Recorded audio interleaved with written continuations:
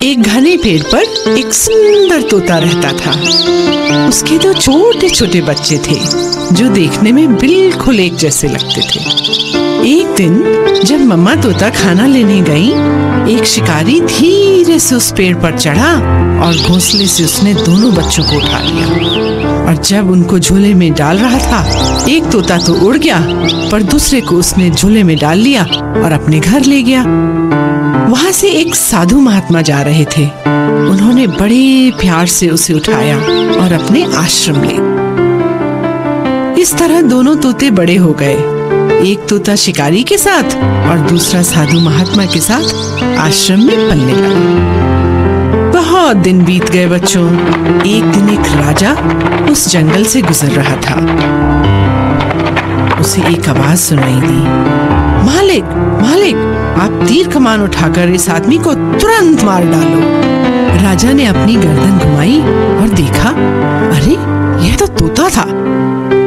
ये कैसी अजीब चिड़िया है, राजा ने सोचा और आगे बढ़ गया। साधु महात्मा की कुटिया में पहुंचकर वह पानी पीने अंदर गया। राजा ने अब दूसरे तोते के पिंजरे की ओर देखा। ये भी ऐसा ही तोता होगा जिससे मैं अभी मिलकर आ रहा हूँ। स्वागत है, हे महान राजा, तुम्हारा इस घर में स्वागत है। सुनकर राजा आश्चर्य में पड़ गया। सोचने लगा, देखने में तो शिकारी का तोता भी बिल्कुल ऐसा ही दिखता था, परंतु स्वभाव में कितना अंतर है।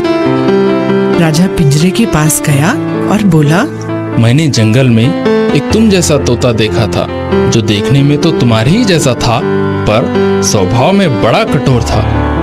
क्या वह शिकारी के घर में रहता था? तोते ने पूछा। हाँ, वही था वो तोता। राजा ने तुरंत उत्तर दिया। तोते की आंखों में दुख के आंसू बह निकले और उसने राजा को बताया, वही तो मेरा बेचारा भाई है। हम दोनों एक ही घोंसले में रहते थे। एक दिन जब मेरी माँ दाना चुगने गई हुई थी, एक शिकारी ने हम दोनों भाइयों को अपने जाल में फंसा लिया।